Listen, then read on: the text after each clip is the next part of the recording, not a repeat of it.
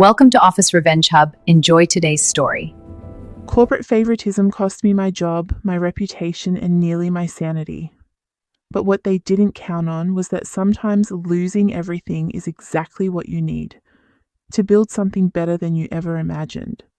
My name is Alex Morgan, and for 8 years I was a regional sales manager at Titan Tech Solutions, a B2B software company based in Denver that specialized in enterprise resource planning systems. When I joined Titan Tech, it was a scrappy mid-market player with about 200 employees, trying to compete against giants like SAP and Oracle by offering more personalized service and better pricing. I was employee number 207, brought in to help expand our presence in the Mountain West region. I came to Titan Tech with 5 years of sales experience from a competitor, a proven track record of building client relationships, and genuine enthusiasm for the product. ERP systems aren't glamorous. They're the invisible infrastructure that helps companies manage everything from inventory to payroll to supply chains. But when implemented well, they transform how businesses operate. I loved the challenge of understanding a client's unique needs and showing them how our platform could solve problems they didn't even realize they had. The culture at Titan Tech in those early years was entrepreneurial and merit-based. We had weekly sales meetings where everyone shared wins and strategies. The CEO, Gordon Stafford, would personally call to congratulate you when you closed a major deal. Commission structure was transparent and generous. Top performers got recognition, resources, and advancement opportunities. It felt like a place where hard work actually mattered. I threw myself into the job completely. Cold calling, attending industry conferences, building relationships with IT directors and operations managers across Colorado, Utah, Wyoming, Montana. I learned every technical detail of our platform so I could speak credibly with the engineers and CFOs who'd be using it. I'd drive 6 hours to have a 1-hour meeting if that's what it took to build trust with a prospect. My first year, I hit 137% of quota. Second year, 162%. By year 3, I was consistently the top or second highest revenue generator in the company. I brought in clients that became case studies for our marketing team. I mentored junior sales reps, sharing strategies and contacts. Now, I genuinely believed I was building a career at Titan Tech, working toward an eventual VP of sales position as the company grew. The company did grow. By my 5th year, we'd expanded to over 500 employees and had opened offices in 3 additional cities. Revenue had tripled. Titan Tech was becoming a legitimate mid-tier player in the ERP space. With that growth came changes to leadership and culture. Gordon brought in a new chief revenue officer named Vanessa Klein. Vanessa came from a Fortune 500 tech company, had an MBA from a prestigious business school, spoke fluently in corporate buzzwords about synergies and strategic realignment. Gordon positioned her hiring as taking Titan Tech to the next level, bringing in enterprise leadership experience to scale the business. Vanessa arrived with strong opinions about how sales should operate. She immediately restructured territories, changed commission structures, implemented new reporting requirements that added hours of administrative work to everyone's week. Some of the changes made sense. We did need more structure as we scaled, but a lot of it felt like change for the sake of demonstrating her authority. More concerning was how Vanessa operated interpersonally. She had clear favorites from day one, people who matched her style, who came from similar corporate backgrounds, who spoke her language of business school frameworks and strategic planning. She'd spend hours in one-on-ones with certain reps, giving them advice and insights. Others, including me, got 15-minute check-ins where she'd review our numbers and move on. While about 6 months after Vanessa arrived, she hired someone who would become the center of Titan Tech's favoritism problem. His name was Brandon Mitchell, and he was brought in as a senior sales manager covering the Southwest region. Brandon had worked with Vanessa at her previous company, and she vouched for him personally during the hiring process. Brandon was smooth, expensive suits, perfect hair, effortless charm. He had this way of making everyone feel like they were the most important person in the room when he talked to them. He'd remember personal details, ask about your kids or your hobbies, make you feel seen. Gordon loved him immediately. So did most of the executive team. Brandon's sales numbers were respectable but not exceptional. He'd hit quota most quarters, occasionally exceed it by modest margins. Nothing close to the performance of top reps. Like me or a few others who'd been with Titan Tech since the early days. But he had something more valuable than numbers. He had Vanessa's ear and Gordon's favor. I first noticed the favoritism about a year into Brandon's tenure. Titan Tech had an opportunity to pitch a major account, a national retail chain that would be our largest client ever if we won the deal. The contract was worth over $3 million annually. Landing it would be a huge validation of Titan Tech's ability to serve enterprise-scale clients. The prospect was headquartered in Phoenix, technically Brandon's territory, but their distribution operations spanned the entire Western US, including significant presence in my region. The logical approach would have been a joint pitch, now leveraging both of our client relationships and regional expertise. Instead, Vanessa assigned the opportunity exclusively to Brandon. I asked her about it in our next one-on-one, explained that I had existing relationships with similar retail clients, that I understood their operational challenges, that I could add value to the pitch. Vanessa dismissed my concerns politely but firmly. She said Brandon had experience with enterprise accounts from his previous company, that he was better positioned to handle the complexity and scale of the deal, that I should focus on my existing pipeline. I felt the sting of that dismissal but tried not to take it personally. Maybe Brandon did have relevant experience I lacked. Maybe this was about putting our best foot forward for a critical opportunity. Brandon landed the account. Yeah, it was celebrated as a massive win for Titan Tech, proof we could compete for enterprise business. Gordon sent a company-wide email praising Brandon's strategic approach and relationship building skills. Vanessa used the win to justify a promotion. Brandon became VP of Enterprise Sales, overseeing all deals above a certain size threshold, reporting directly to Vanessa. The thing nobody talked about was how Brandon had won the deal. I heard through colleagues who'd supported the pitch that the final proposal had included significant price concessions and service commitments that stretched our delivery team thin. We'd essentially bought the account by undercutting our pricing model. The deal looked impressive on a revenue chart, but the margins were terrible, and our implementation team was struggling to deliver on Brandon's promises. But none of that mattered in the narrative. Brandon was the golden boy who'd landed the white whale. That success cemented his status, and Vanessa's favoritism became more blatant. Brandon got first access to promising leads that came through marketing. He got additional SDR support, while the rest of us managed our own prospecting. He was invited to strategy meetings and executive offsites that other regional managers weren't included in. When budget season came around, Brandon's team got larger territories and more resources, while some regions, including mine, were asked to do more with less. The most frustrating part was watching mediocrity get rewarded, while exceptional performance got overlooked. I was still hitting 150% plus of quota year after year. My client retention rate was 94%, in the highest in the company. My deals were profitable with healthy margins because I didn't have to slash prices to close business. But I wasn't getting promoted, wasn't getting additional resources, wasn't even getting meaningful recognition anymore. Other senior reps were experiencing the same thing. We'd talk quietly among ourselves about the unfairness, about how Brandon's people were getting opportunities and promotions that used to go to top performers regardless of who they knew.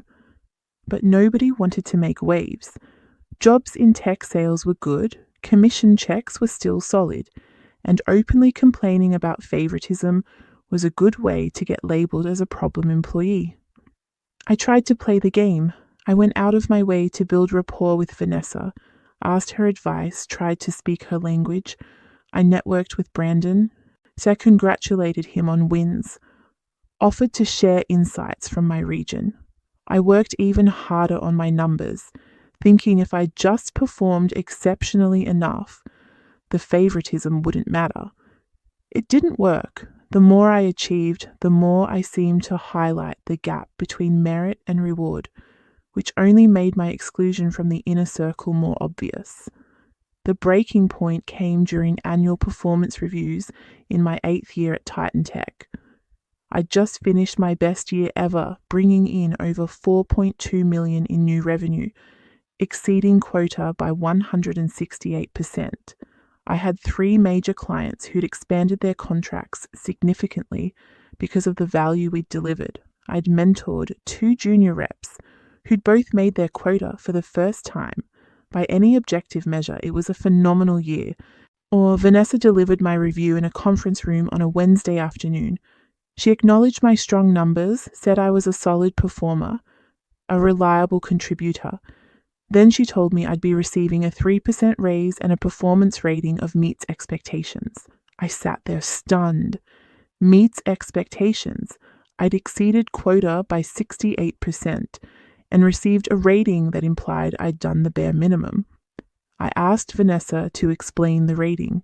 She said that while my sales numbers were good, I hadn't demonstrated enough strategic thinking or leadership qualities, that I was executing well at my current level, but hadn't shown readiness for advancement. That meets expectations was actually a perfectly respectable rating that most employees received. I pushed back as professionally as I could, and pointed out my mentorship of junior reps, my track record of building long-term client relationships, my contribution to the team's overall success. Vanessa listened with visible impatience and then said something I'll never forget. She said that high sales numbers alone don't make someone a leader, that there were intangible qualities like executive presence and strategic vision that I needed to develop, that I should view this as constructive feedback for growth. Then she mentioned that Brandon was being promoted again, this time to Senior Vice President of Sales, overseeing all of North America. She said I should look to him as an example of someone who demonstrated those leadership intangibles. I left that meeting feeling sick. The message was clear. Performance didn't matter. Results didn't matter. What mattered was fitting into Vanessa's preferred mold, being part of her network, having the right background and style. I could sell 10 times what Brandon sold and it wouldn't change how I was perceived. For the first time in 8 years, I started seriously considering leaving Titan Tech. I updated my resume, reached out to a few recruiters, had some preliminary conversations with competitors. But I was in my mid-30s with a mortgage and family obligations. Switching companies meant potentially losing built-up commission potential, starting over in a new territory, dealing with unknown cultural dynamics. The devil you know seemed safer than the devil you don't. I decided to give it 1 more year. Keep performing, document everything, hope that Gordon would eventually notice the disconnect between contribution and recognition. Since 3 months later, everything fell apart. One of my largest clients, a manufacturing company called Apex Industrial, had been using Titan Tech's ERP system for 4 years. I'd sold them the initial implementation and had maintained a close relationship with their operations director and CFO. They'd grown significantly during that time and were ready to expand their Titan Tech deployment, adding modules for advanced analytics and supply chain optimization. The expansion would be worth about $800,000 annually. I'd been working on the expansion proposal for months, understanding their specific needs, designing the implementation plan, navigating their approval process. We were days from contract signature when Brandon intervened. He called the Apex CFO directly.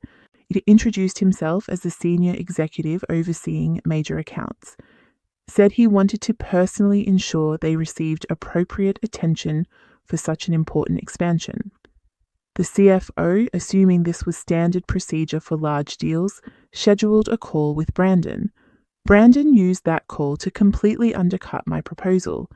He offered additional services at no cost, reduced the implementation timeline in ways that would strain our delivery team, and dropped the price by 23%. He positioned it as executive-level negotiation, using his authority to make special concessions. I found out about this when the Apex CFO called me, confused about the different proposals and pricing. I was blindsided. Brandon hadn't consulted me, hadn't reviewed what I'd negotiated, had just swooped in and changed everything. When I immediately went to Vanessa, explained what had happened, how Brandon had undermined months of my work, how his concessions would make the deal unprofitable and create delivery problems. I expected her to be concerned, to recognize this as a serious problem. Instead, she defended Brandon, said he was exercising appropriate oversight of major accounts, that his enterprise experience meant he understood pricing strategies I might not appreciate, that I should be grateful for his involvement in securing the deal. I tried to argue, pointed out that Brandon had no context on the client relationship, that the concessions he'd made were unnecessary and damaging, that he'd violated basic sales protocol by negotiating over another rep's active deal. Vanessa's expression hardened. She said I was being territorial and small-minded, that Brandon's actions were in Titan Tech's best interest, that I needed to be a team player. The Apex deal closed with Brandon's terms. He got credit for the win. I got nothing except a damaged relationship with a client who now saw me as someone who couldn't make decisions, who needed his boss to step in and fix his negotiations. 2 weeks later, it got worse. The retail account that Brandon had landed 2 years earlier, the deal that had made him a star, imploded. They weren't renewing their contract, $3 million in annual revenue walking out the door. The reasons were everything I'd suspected from the beginning. Brandon had overpromised and underdelivered. He'd sold them capabilities our platform didn't really have, committed to service levels our team couldn't maintain, and then had been largely absent during implementation, leaving their frustrations to build without executive attention. The client had given Titan Tech multiple chances to fix the problems, but Brandon had been too busy chasing new deals to properly manage the relationship he'd won. Losing a client that size should have been a career-defining failure for Brandon. Instead, Vanessa spun it as a learning opportunity, an unfortunate situation caused by the client's unrealistic expectations and internal politics. Brandon retained his title and position, but someone needed to be accountable for the revenue loss. Titan Tech's growth had stalled and investors were getting nervous. Layoffs were necessary to adjust our cost structure. I was called into a meeting with Vanessa and an HR representative on a Thursday morning. They told me Titan Tech was eliminating my position as part of a regional restructuring. My territory would be absorbed into adjacent regions managed by other reps. I had 2 weeks severance, benefits through the end of the month, and a standard separation agreement. I sat there unable to process what I was hearing. I was being laid off. After 8 years of exceptional performance, of loyalty and dedication, of exceeding every metric that supposedly mattered, I was being eliminated to clean up the mess from Brandon's failure. I asked if this was because of the Apex situation, if I was being punished for objecting to Brandon's interference. Vanessa said absolutely not, that this was purely a business decision based on efficiency and restructuring needs. But her tone and the HR rep's uncomfortable body language told the real story. I was being pushed out because I'd challenged the favorite, because I'd made Vanessa defend a decision she probably knew was wrong, because I represented a meritocracy that threatened the favoritism system she'd built.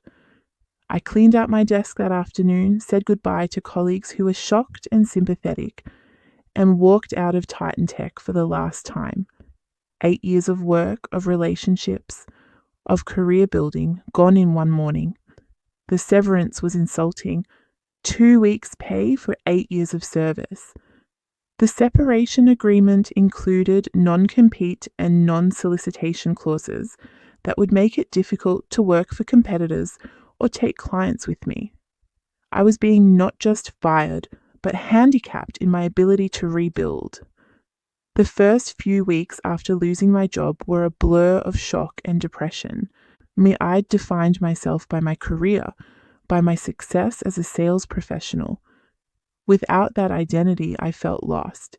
I'd spent 8 years building something at Titan Tech, and it had been taken away not because I'd failed, but because I hadn't played politics well enough. The financial stress hit immediately. My income had dropped to zero overnight. We had savings, but not enough to cover our expenses for more than a few months.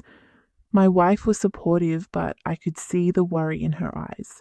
We had 2 kids, a mortgage, car payments, the usual middle-class financial obligations that don't pause just because you lost your job.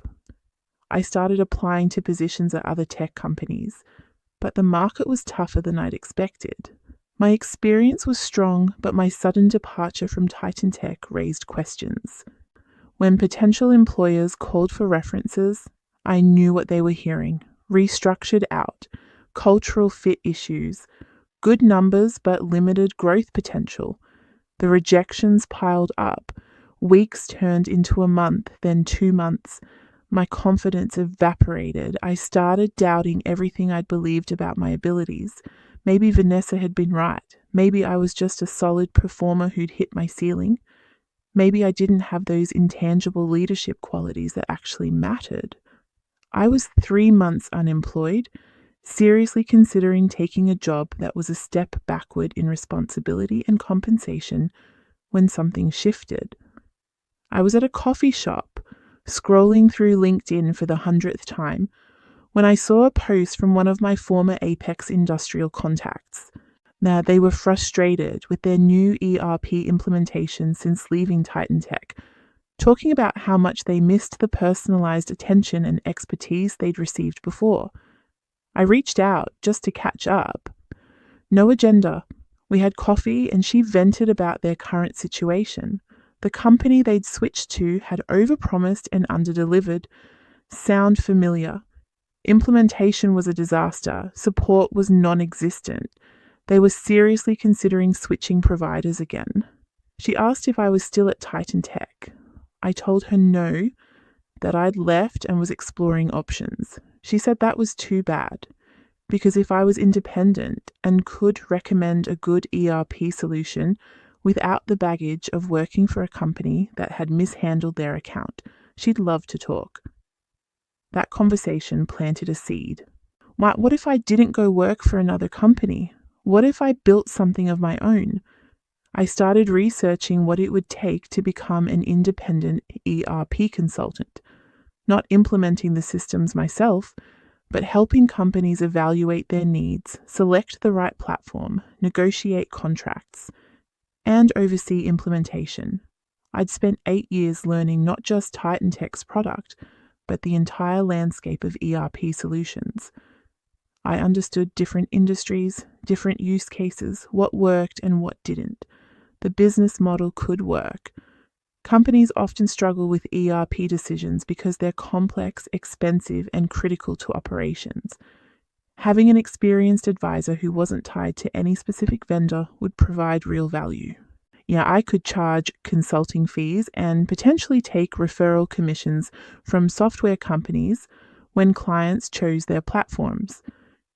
I'd need minimal startup capital, a business license, professional liability insurance, a website, maybe some light marketing.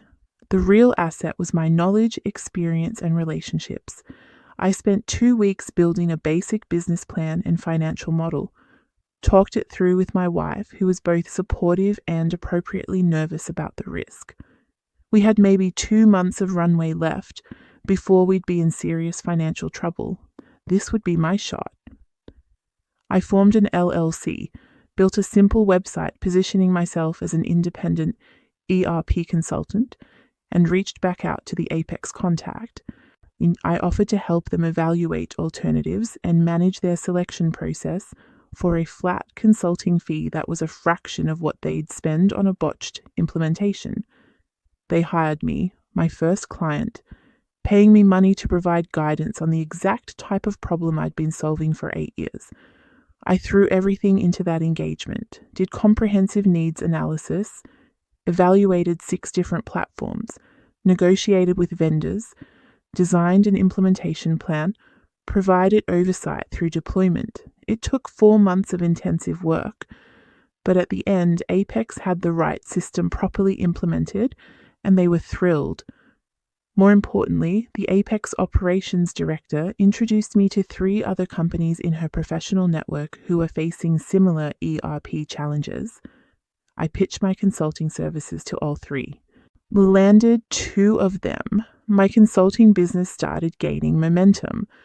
I realized I was selling something that had been missing from my Titan Tech career: independent expertise. Clients valued that I wasn't pushing a specific product, that my only agenda was finding the right solution for their needs. I could be honest about different platforms' strengths and weaknesses, about realistic implementation timelines, about what would actually work for their business. I also realized I was better at this than I'd been as a sales rep. At Titan Tech, I'd always felt torn between what was best for the client and what was best for my commission. As an independent consultant, those interests aligned. Making the right recommendation built trust and led to referrals. My success came from their success. 6 months into building my consulting practice, I had 8 active clients and a wait list of companies wanting to work with me. Revenue was exceeding what I'd made at Titan Tech, and I was keeping more of it without the burden of corporate overhead. I hired my first employee, a former Titan Tech colleague who'd been laid off in a subsequent restructuring. Then 2 more consultants within the next 6 months. We specialized in serving mid-market companies, exactly the segment where I had the most experience and where the need for independent guidance was strongest. About a year after leaving Titan Tech, my consulting firm had grown to 12 employees, and we were evaluating which clients to take on, rather than scrambling for business. We'd built a reputation in the industry as the go-to advisors for companies who wanted honest, expert guidance on ERP decisions. But then I started hearing things through my network about Titan Tech. They were struggling. Several more large clients had left after poor implementations. Revenue growth had stalled and then reversed. Morale was terrible, and they were hemorrhaging experienced employees. Vanessa had implemented increasingly strict metrics and management controls that were driving out the remaining top performers. I learned through a former colleague that one of the problems was that several clients who'd left Titan Tech had been asking their networks for recommendations on better alternatives. My name kept coming up. Not because I was bad-mouthing Titan Tech, I never mentioned them to prospects, but because clients who'd worked with me before I left remembered the experience and were seeking out that level of expertise and integrity. And then something unexpected happened. I got a LinkedIn message from Gordon Stafford, Titan Tech's CEO. He wanted to meet for coffee to discuss some ideas. I was curious enough to agree. We met at a downtown Denver cafe on a Friday morning, and Gordon was direct. He said Titan Tech was struggling, that they'd made some strategic mistakes, that growth had been prioritized over client relationships, and it had cost them. He said they needed to rebuild trust in the market, and he thought I might be able to help. He asked if I'd consider coming back to Titan Tech in a senior leadership role, VP of Customer Success or something similar, helping repair client relationships and rebuild the sales culture. He'd essentially be asking me to clean up the mess that my departure had been part of creating. I let him finish his pitch, or then I politely declined. I told Gordon I'd built something I was proud of, working with great people, serving clients on my own terms. I had no interest in returning to a corporate environment where favoritism trumped merit and politics mattered more than results. Gordon looked disappointed, but not entirely surprised. Then he asked something different. Would I consider a partnership where my consulting firm worked with Titan Tech on an arm's length basis, helping them improve their client relationships and implementation quality? He acknowledged that I had credibility with the mid-market segment that Titan Tech had lost. Having me validate their solutions could help rebuild trust. I thought about it. There was actually value in this for both sides. Titan Tech had good technology. Their problems were execution and trust, but not product quality. If they were willing to genuinely improve their practices, I could help facilitate that while maintaining my independence. It would give my clients access to a platform that was legitimately strong when implemented properly. I agreed to a limited consulting engagement where my firm would evaluate Titan Tech's customer success processes, provide recommendations, and potentially broker introductions to clients who might benefit from their platform if and when they fix their execution problems. The engagement revealed exactly what I'd suspected. Titan Tech's problems weren't primarily technical, they were cultural and operational. Sales reps were still being incentivized to overpromise and push deals that weren't good fits. Implementation teams were under-resourced and overwhelmed. My customer success was reactive rather than proactive, and leadership, meaning Vanessa and Brandon, were more focused on reporting metrics that looked good to investors than on actual client outcomes. I delivered a comprehensive report with recommendations that were honest and occasionally brutal. I told Gordon that Titan Tech needed to fundamentally change how they approached client relationships, that they needed to realign incentives, rebuild capabilities, and most importantly, put actual customer success ahead of short-term revenue recognition. I also told him, diplomatically but clearly, that his current leadership team wasn't equipped to make these changes, that Vanessa's corporate playbook approach and Brandon's style over substance model were core parts of the problem. And Gordon thanked me for the report and said he'd consider the recommendations. I didn't expect much to change. Entrenched leaders don't usually reform themselves. But 3 months later, I heard through the industry grapevine that Titan Tech had made major leadership changes. Vanessa had left for another position. Brandon had been reassigned to a non-client-facing role. Several longtime Titan Tech veterans who'd been sidelined during the Vanessa era were promoted into key positions. Gordon reached out again, said they'd made the changes I'd recommended, that they were serious about rebuilding Titan Tech the right way, that he hoped my firm would consider partnering more substantively to help existing clients and potentially introduce new ones. I evaluated carefully. I spoke with the new leadership team, reviewed their changed processes and incentive structures, talked to a few clients who had stayed with Titan Tech through the struggles to understand if things were genuinely different. The changes seemed real. Not perfect, cultural transformation takes time, but meaningfully better. I agreed to a formal partnership where my consulting firm would include Titan Tech in our platform evaluations when appropriate, with the understanding that our recommendations would always be independent and client-focused. That partnership became valuable for both sides. My clients got access to a strengthened platform with improved implementation support.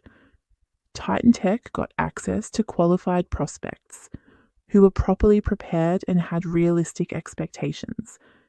leading to successful deployments and strong retention. 2 years after being laid off from Titan Tech, I was running a successful consulting firm with 23 employees, working with their former employer as an equal partner rather than an employee, and earning multiples of what I'd made in my best years there. The revenge, if you can call it that, wasn't that Titan Tech struggled after I left. It was that I built something they eventually needed, that I went from being a disposable employee to being an independent advisor they had to court and accommodate, that I proved the value I'd always delivered wasn't dependent on their approval or their organization. I occasionally saw Brandon at industry events.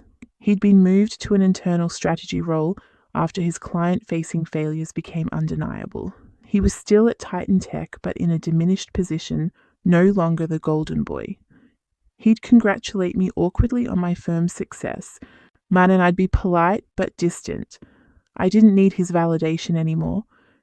Vanessa had moved on to another company where, from what I heard, she'd replicated the same favoritism-based culture and was experiencing similar retention problems. Some people never learn that political maneuvering is a poor substitute for genuine leadership. The clients I'd built relationships with over 8 years at Titan Tech, many of them became consulting clients or referred business to my firm. They'd valued the relationship and expertise all along. Titan Tech hadn't owned that, they'd just temporarily employed the person providing it. I thought a lot about what I'd learned from the experience, about how organizations that prioritize personal relationships over performance eventually hollow themselves out. About how favoritism creates cultures where talented people leave and mediocre people protect their positions. About how being pushed out of a dysfunctional system, even unfairly, can be the catalyst for building something better. The lesson wasn't that hard work always gets rewarded or that merit always wins. Sometimes favoritism does prevail, and talented people do get pushed out unfairly. The system isn't just, but I learned that your value isn't determined by whether your current employer recognizes it, that skills and relationships and expertise are portable, that sometimes losing a job is actually losing a limitation. I learned that the best response to favoritism isn't fighting to be the favorite. It's building something where favoritism becomes irrelevant because you create your own opportunities and define your own success. This Titan Tech taught me what I was capable of, even if they failed to properly value it. Being forced out taught me that I didn't need their validation to succeed. Building my own firm taught me that independence and integrity can be more valuable than corporate titles and politics. 3 years after being laid off, I'm running a firm I'm proud of, working with clients who value what we provide, earning more than I ever made in corporate sales, and doing it on my own terms. The people who pushed me out thinking they were eliminating a problem actually did me a favor. They freed me from a system that would never truly reward what I contributed. Corporate favoritism cost me a job I devoted 8 years to building, but it gave me the push I needed to build something better, something mine, but something they'd eventually need more than I ever needed them. That's not revenge. That's just the natural consequence of choosing politics over performance. Eventually, reality asserts itself. The favored people fail, the political structures crumble, and the people with actual competence are still standing, just somewhere else, building something that works. I'm grateful now for being laid off, not grateful for the pain or the financial stress or the months of doubt, but grateful for the clarity it provided, that I was valuable independent of any organization's recognition, that I could build something aligned with my values, that favoritism's opposite isn't fairness, it's independence. They thought they were getting rid of a problem employee who wouldn't accept their favoritism system. That they were actually creating their future partner who'd demonstrate what happens when you bet on competence over connections. I survived their favoritism. Then I thrived by making it irrelevant. And that's the only revenge that truly matters. If you've ever been betrayed at work, you're not alone. Where are you watching from right now? Drop it in the comments. Subscribe to Office Revenge Hub for more powerful workplace revenge stories.